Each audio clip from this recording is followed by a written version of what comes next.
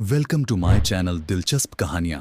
More updates के लिए हमारे चैनल को सब्सक्राइब करें और नोटिफिकेशन आइकन प्रेस कर दें। तो चलिए कहानी शुरू करते हैं। टांगे का स्कार्फ वहां से काफी दूर था और वहां तक उसे पैदल आना जाना पड़ता था। क्या सोचा है तुमने शारिक? बिलाकर समीना ने सवालिया निगाहों से उसकी तरफ देखा। किस सिलसिले में? शारिक ने पूछा। वो ही वकील वाला मामला। मेरा ख्याल है वो प्रोग्राम तो हमने रात ही को फाइनल कर दिया था, शारिक बोला। तो इसका मतलब है कि तुमने अपना इरादा नहीं बदला? समीना ने उसे घूरा। मैं जो फैसला करता हूँ बहुत सोच समझ कर करता हूँ, शारिक ने जवाब दिया। मैंने अपने दुश्मन को बड़ी मुश्किल से तलाश किया है और उसे माफ कैसे कर सकता हूँ भला?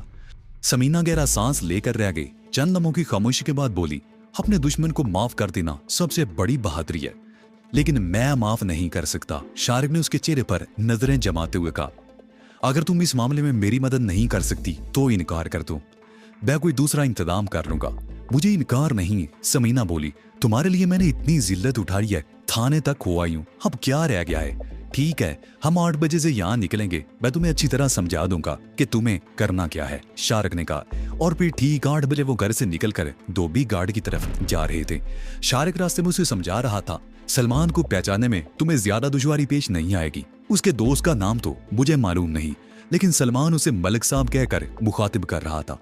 मलिक ने कहा था कि वो उस लड़की के शोहर को बेई देगा, लेकिन तुम कोई बहाना बनाकर कहोगी कि तुम्हारा शोहर नहीं आ सका, इसलिए तुम उसे खुद लेने के लिए आई हो, ताकि घर में बैठकर इत्मीनान से बात की जा सके। मुझे डर लग रहा है शारिक, समीना बोली। अगर किसी ने मुझे पहचान लिया तो?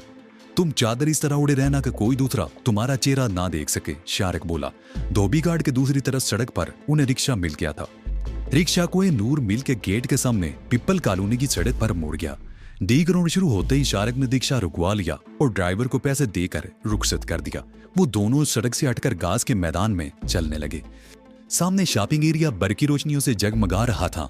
शारिक एक जगह रुक गया। वो सामने रेस्टोरेंट है, उसने एक तरफ इशारा करते हुए कहा। लान में मेजें कुर्सियां बिछी हुई हैं, सलमान वही बैठा होगा, दोगदार दाढ़ी और तोते जैसी खमीदा नाक, यही उसकी शिनाख्त है। तुम उसे लेकर इस तरफ आओगी। उसने पार्क में एक तरफ इशारा किया। मैं वहां इंतजार करूंगा, उसके बाद मैं संभाल लूंगा। मुझे डर लग रहा है शारिक, समीना के लहजे में खौफ था। डरने की कोई बात नहीं, तुम किसी को कत्ल करने नहीं जा रही हो, शारिक बोला। बस उसे अपने साथ लेकर आना है। तुम उसे बताओगी तो वो फौरन ही तुम्हारे साथ चल पड़ेगा। अब जाओ, कहीं वो उठकर चला ना जाए। समीना छोटे छोटे कदम उठाती हुई रेस्टोरेंट की तरफ चलने लगी। उसका दिल खिजा रसीदा पत्ते की तरह कांप रहा था। वो अच्छी तरह जानती थी कि वो जिस शख्स को बुलाने जा रही है उसका हशर क्या होगा। शारिक के सर पर खून सवार था और वो एक आदमी को मौत के घाट उतारने में उसकी मददगार बन रही थी। वो ये भी जानती थी कि अगर पकड़े गए तो उसका अपना अंजाम क्या होगा, लेकिन वो नताई से बेपरवाह हो गई थी। शारिक ने उसका दिल मुट्ठी में ले लिया था और वो उसके लिए सब कुछ करने को तैयार हो गई थी। जब वो होटल के सामने लान के करीब पहुंची तो उसके दिल की धड़कन तेज हो गई। वो रुक कर इधर उधर देखने लगी। लान में तकरीबन तमाम ही मेजें भरी हुई थी, सिर्फ एक मेज ऐसी थी जिस पर एक आदमी अकेला बैठा हुआ था। शारिक के बताए हुए हुलिये के मुताबिक समीना को उसे शिनाख्त करने में वाकई ही कोई दुश्वारी पेश नहीं आई। वो सलमान एडवोकेट था। वो छोटे छोटे कदम उठाती हुई उसकी मेज के करीब पहुंच गई। आप सलमान अंकल है ना? उसने झुकते हुए पूछा। हाँ, मेरा नाम ही सलमान है, लेकिन तुम कौन हो बीबी? सलमान ने उलझी हुई निगाहों से उसकी तरफ देखा। समीना की सिर्फ आंखें नजर आ रही थी, चेहरा चादर में छुपा हुआ था। मैं राबिया हूँ, समीना ने कहा। मलिक साहब ने मेरे शोहर से कहा था कि आज इसी जगह आपसे मिल ले, लेकिन वो शाम को साइकिल से गिर गया, उसकी टांग में चोट आ गई, इसलिए मुझे आना पड़ा। वही जायदाद वाला मसला है। ओह, समझ गया। किस्सा क्या है? सलमान बोला। यहाँ नहीं अंकल, समीना ने कहा। मैं कभी इस जगह पर नहीं आई। आपको जहमत तो होगी, मेरा घर यहाँ से ज्यादा दूर नहीं है। ओह हाँ, मलिक साहब ने बताया था कि तुम्हारा घर गोजिया दरबार के करीब है। मैं चलता हूँ तुम्हारे साथ, सलमान कहते उठ गया। उसने वेटर को बुलाकर बिल अदा किया और समीना के साथ रेस्टोरेंट के लान से निकलकर सड़क पर आ गया। वो कुछ दूर तक सड़क पर चलते रहे, फिर समीना डी ग्राउंड वाले पार्क में दाखिल हो गई।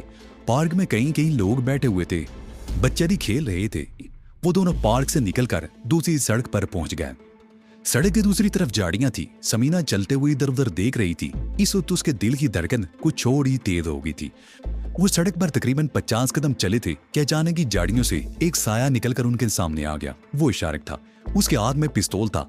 खामोशी से चलते रहो और मुंह से कोई आवाज निकालने की कोशिश या भागने की कोशिश की तो गोली मार दूंगा। शारिक उर्राया उसने पिस्तौल की नाल सलमान के पहलू से लगा दी। कौन हो तुम? सलमान बदहवास हो गया। तुम मुझे नहीं पहचान सके, लेकिन मैं वो हूँ जिसके खौफ से तुम लाहौर से भागकर यहाँ छुपे हुए हो। शार्क? सलमान अकला कर रह गया। बिल्कुल ठीक है, मैं शार्क हूँ, जिसके माँ बाप को तुमने कत्ल करवाया और जिसे अपने माँ बाप के कत्ल के झूठे इल्जाम में जेल भिजवाया, जिसके घर को जलाकर तुमने राख कर डाला।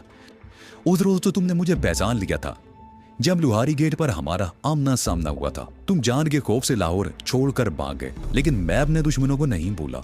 डीएसपी को ठिकाने लगाने के बाद मैंने तुम्हारी तलाश शुरू कर दी और मिलाकर तुम्हें तलाश कर ही लिया। तो तुम गलत समझे हो, सलमान अकलाया। मैं बेकसूर हूँ, सारी साजिश उस इंस्पेक्टर की थी। तुम्हें जेल भिजवाने के बाद वो मुझे भी ब्लैकमेल करता रहा था। वो डीएसपी हो गया था, लेकिन हर महीने मुझसे 5,000 रुपए वसूल करता रहा। उसकी ब्लैकमेलिंग से मैं कोड़ी कोड़ी का मोहताज हो चुका हूँ। चंद रोज पहले अखबार में उसके कत्ल की खबर पड़ी तो मैंने सुख का सांस लिया था, और अब तुम्हारे कत्ल की खबर पढ़कर कोई और सुख का सांस लेगा। शारिक बोला, नहीं, खुदा के लिए मुझे माफ कर दो, मैं बेकसूर हूँ। सलमान गिगयाया। खामोशी से चलते रहो वरना यहीं पर लाश गिरा दूंगा। शारिक उड़ाया। आगे किसी मोड़ पर एक गाड़ी घूमकर सामने आ गई। शारिक ने पिस्तौल जेब में डाल लिया। वो तीनों गाड़ी के हेडलैम्प्स की रोशनी में थे। शराफत से चलते रहना, अगर कोई गड़बड़ की तो जिंदा नहीं बचोगे। शारिक उड़ाया। गाड़ी उनके करीब से गुजर गई। शारिक ने फिर पिस्तौल निकाल दिया। वो गोसिया दरबार से पहले ही बाईं तरफ एक तंग सी गली में घूम गए और कुछ ही देर बाद वो जेर तामीर मकान में पहुंच गए जो शारिक ने आज दिन में देखा था। शारिक ने जेब से पेंसिल टार्च निकालकर समीना को थमा दी। उसे इस बात का इत्मीनान था कि रोशनी मकान से बाहर कहीं नहीं जा सकती थी। हाँ बताओ, तुम किस तरह मरना पसंद करोगे? शारिक ने सलमान को घूरते हुए कहा, मैं तुम्हें गोली नहीं मारूंगा। गोली से तो आदमी एकदम मर जाता है, मैं तुम्हें एकदम नहीं मरने दूंगा। सिसका सिसका कर और तड़फा कर मारूंगा इन हाथों से। शारिक ने पिस्तौल जेब में रख लिया और दोनों हाथ सलमान की तरफ बढ़ा दिए। नहीं, तुम मुझे नहीं मार सकते, सलमान चीखा। चीखने का कोई फायदा नहीं, इस वीराने में तुम्हारी आवाज कोई नहीं सुनेगा, और अगर किसी ने तुम्हारी आवाज सुन भी ली तो उसके यहाँ पहुंचने से पहले ही तुम्हारी रूह जिस्म से रुखसत हो चुकी होगी। मुझे माफ कर दो, खुदा के लिए मुझे माफ कर दो। सलमान गिगयाया। जालिम हमेशा बुज़दिल होता है, शारिक बोला। दूसरों पर जुल्म करते उसे जरा भी रहम नहीं आता, लेकिन जब खुद फंसता है तो कुत्ते की तरह पैर चाटने पर भी तैयार हो जाता है। सलमान वाकई उसके पैरों पर गिर गया। शारिक ने उसे ठोकर मारना चाहिए, मगर सलमान ने अचानक ही उसके दोनों पैर टखनों के करीब से पकड़कर जोरदार झटका दिया। शारिक लड़खड़ा कर पुश्त के बल गिरा। इससे पहले कि शारिक संभलता, सलमान ने जेब से पिस्तौल निकाल लिया। उसके साथ ही उसके हल्क से गुर्राहट निकली। मेरे आदमियों से गलती ये हुई थी कि उस रात उन्होंने तुम्हें जिंदा छोड़ दिया था, और जब जेल से रिहा होने के बाद मैंने तुम्हें देखा तो मुझे यकीन हो गया था कि तुम अपने माँ बाप के कत्ल का इंतकाम जरूर लोगे।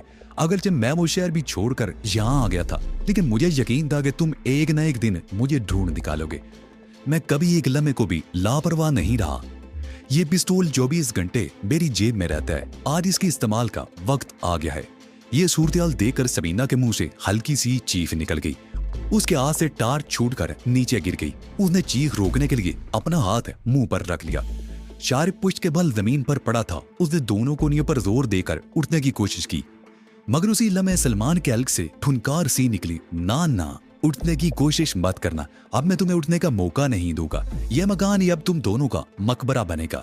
मैं बूढ़ा जरूर हो गया हूँ, मगर तुम जैसे लफंगों की गर्दन अब भी मरोड़ सकता हूँ। जमीन पर पड़ी हुई पेंसिल टार्च की मदम रोशनी में उसका चेहरा बहुत ही पुरस्कार लग रहा था। उसने गर्दन घुमाकर समीना की तरफ देखा। मैं नहीं जानता तुम कौन हो, लेकिन तुम्हारी मौत ही शायद तुम्हें यहाँ ले आई थी। तुम भी इस तरफ आ जाओ। उसने पिस्तौल से इशारा किया। सलमान की तवज्जो एक लम्हे को शारिक से हटी थी, और शारिक ने उस मौके से पूरा फायदा उठाते हुए ताकतवर स्प्रिंग की तरह उछलकर पैर की जोरदार ठोकर उसके पिस्तौल वाले हाथ पर मारी। उसकी यह हरकत सलमान के लिए कतई गैर मुतवक्को थी। पिस्तौल उसके हाथ से छूटकर दूर जा गिरा। शारिक बड़ी फुर्ती से उठकर खड़ा हुआ, लेकिन सलमान ने उसके संभलने से पहले ही उसके मुंह पर जोरदार गुंसा मार दिया। शारिक का दिमाग झुंझुना उठा। सलमान ने ठीक ही कहा था कि वो बूढ़ा हो गया था, लेकिन अब भी उसके हाथों में बड़ी ताकत थी। उसे यूं लगा था जैसे जबड़े पर गुंसा नहीं, वजनी थोड़े से जोरदार जरब लगाई हो। वो लड़खड़ा कर रह गया। सलमान ने दूसरा गुंसा मारना चाहा, मगर शारिक ने बाएं हाथ की कलाई पर उसका वार रोका और दाएं हाथ से उसके मुंह पर गुंसा मार दिया। सलमान लड़खड़ा कर पीछे हटा। समीना एक तरफ खड़ी खौफ से थर थर कांप रही थी। उसकी समझ में नहीं आ रहा था कि उसे करना क्या चाहिए। एक मर्तबा तो उसके ज़हन में आया था कि यहाँ से निकलकर भाग जाए, मगर वो शारिक को छोड़कर नहीं जा सकती थी। सलमान का दाव एक बार फिर चल गया। उसने शारिक की टांग पर ठोकर मारी। शारिक लड़खड़ाकर नीचे गिरा। सलमान एक लम्हा जाया किए बगैर उसके सीने पर सवार हो गया और उसके साथ ही उसने शारिक के गले पर पंजे जमा दिए। शारिक को यूं महसूस हुआ जैसे उसका गला किसी आईनी शिकंजे में जकड़ दिया गया हो। उसे सीने में अपना सांस घुटता हुआ महसूस हुआ। उसका एक हाथ सलमान के घुटने के नीचे दबा हुआ था। उसने एक झटके से अपना हाथ निकाला और बड़ी मुश्किल से दोनों हाथ अपने सर के पीछे ले गया। उसने दोनों हाथों की उंगलियां फंसा ली और पूरी कुव्वत से दो दर सलमान के मुंह पर मारा। ज़रब अगरचे ज्यादा जोरदार नहीं थी, लेकिन एक लम्हे को शारिक के गले पर सलमान की गिरफ्त ढीली हो गई थी। शारिक ने मौके से फायदा उठाते हुए एक और दो अत्थड़ रसीद कर दिया। सलमान कराता हुआ पीछे उलट गया। शारिक ने बड़ी फुर्ती से उसे अपने ऊपर से धकेल कर नीचे गिरा दिया। अब शारिक सलमान के सीने पर था और उसके दोनों हाथों की गिरफ्त सलमान के गले पर थी। सलमान अपने आप को छुड़ाने की भरपूर कोशिश कर रहा था। बिलाकर वो शारिक को अपने ऊपर से गिराने में कामयाब हो गया, लेकिन शारिक ने गिरते हुए भी अपना दायां बाजू उसकी गर्दन पर लपेट दिया। सलमान ने एक और झटका देकर उठने की कोशिश की, लेकिन इस तरह खुद शिकंजे में आ गया। अब शारिक उसकी पुश्त पर था और उसका बाजू सलमान की गर्दन में जिपटा हुआ था। शारिक ने दूसरे हाथ से उसके सर को लपेट में ले दिया और जोर जोर से झटके देने लगा। सलमान बुरी तरह चीख रहा था। शारिक उसकी चीखों की परवाह किए बगैर उसकी गर्दन को झटके देता रहा। कड़क की आवाज उभरी। सलमान की गर्दन की हड्डी टूट गई। उसके मुंह से निकलने वाली चीख बड़ी भयानक थी। शारिक गर्दन को मुसलसल झटके देता रहा और बिलाकर उसने सलमान को एक तरफ धकेल दिया। सलमान जमीन पर इस तरह तड़प रहा था जैसे मुर्गे के गले पर छुरी फेर कर फेंक दिया गया हो। शारिक करीब खड़ा उसे देखता रहा। उसकी आंखों से शोले बरस रहे थे। उसने गर्दन घुमाकर समीना की तरफ देखा। वो दीवार के साथ टेक लगाए खड़ी थी। उसकी टांगें लर्ज रही थी। उसने चीख रोकने के लिए एक हाथ सख्ती से अपने मुंह पर जमा रखा था। सलमान अब बेहिस्सू हरकत हो गया था। शारिक ने उसकी लाश को ठोकर मारी और समीना की तरफ आ गया। चलो, वो उसका हाथ पकड़ते हुए बोला। सन्नाटे में चीखों की आवाज दूर तक सुनी गई होगी। अगर कोई इस तरफ आ गया तो फंस जाएंगे। तुमने उसे मार दिया? समीना अकलाई। तो क्या मैं उसे लोरी सुनाने के लिए लाया था? शारिक ने कहा। इस मर्तबा उसका लहजा पुरसुकून था। समीना अभी खौफ से थर-थर कांप रही थी। उस रात शारिक की शराफत और मासूमियत ने उसे मुतासर किया था। वो तो सोच भी नहीं सकती थी कि शारिक इस कदर बेरहम और संग दिल होगा। शारिक उसका हाथ पकड़े हुए था और समीना इस तरह चल रही थी जैसे तनवीमी कैफियत में हो। शारिक उसे तकरीबन घसीटता हुआ चल रहा था। वो ज़ेरे तमीर मकानों से निकलकर सड़क पर आना ही चाहते थे कि वो या दरबार की तरफ से साइडों पर दो आदमी आते दिखाई दिए। शारिक समीना को खींचता हुआ जल्दी से झाड़ियों की आड़ में दुबक गया। वो दोनों साइकिल सवार उनके तकरीबन 15 फुट के फासले पर सामने से गुजर गए। उनमें एक ऊंची आवाज में कह रहा था। चीखों की आवाज उसी तरफ से आई थी। मैंने अपने कानों से सुनी थी। आवाज तो मैंने भी सुनी थी। दूसरे आदमी ने कहा। जब तक मिल वालों के और उन जेर तामीर मकानों के मालिकों का मुकदमा खत्म नहीं होता, यहाँ ऐसी वाकयात होते ही रहेंगे। याद है 6 महीने पहले भी यहाँ से एक औरत की लाश मिली थी।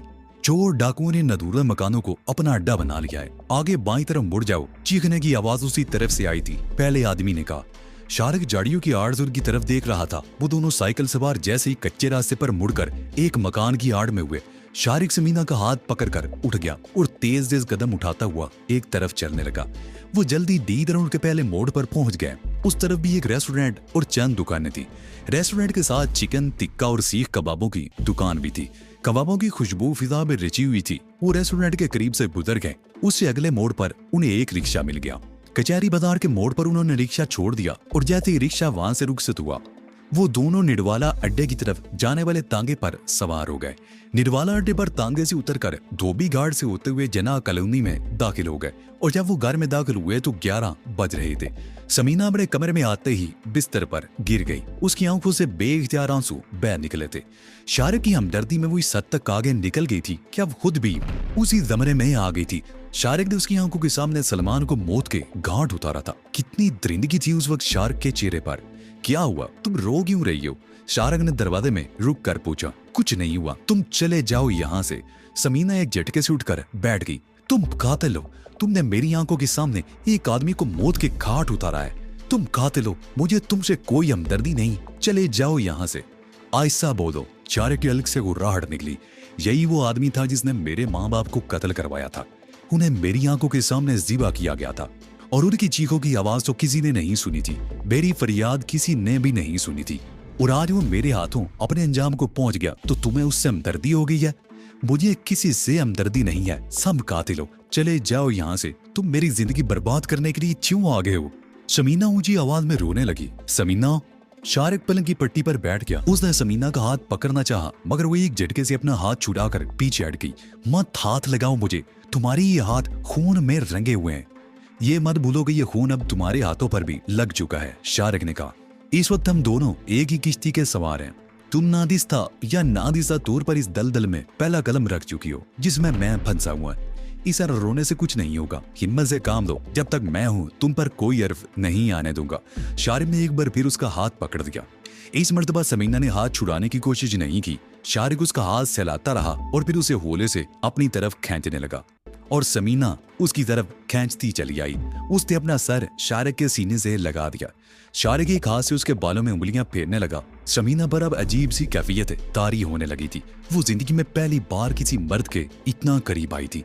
किसी मर्द ने पहली मर्तबा उसके जिस्म को इस तरह छुआ था। उसके पूरे बदन में सिनसिनी की लहर सी दौड़ गई थी। शारिक की कैफियत भी उससे कुछ मुख्तलिफ नहीं थी। उसके दिमाग में भी सिनसिनी सी हो रही थी और दिल होले होले कांप रहा था। उसने पहली मर्तबा किसी औरत को इस तरह अपनी बाहों में लिया था। उसने एक हाथ समीना की ठोड़ी के नीचे रखकर उसका चेहरा ऊपर उठाया। समीना की आंखें भीगी हुई थी। शारिक उसकी आंखों में झांक रहा था। वो अपना चेहरा आहिस्ता आहिस्ता नीचे झुकाने लगा।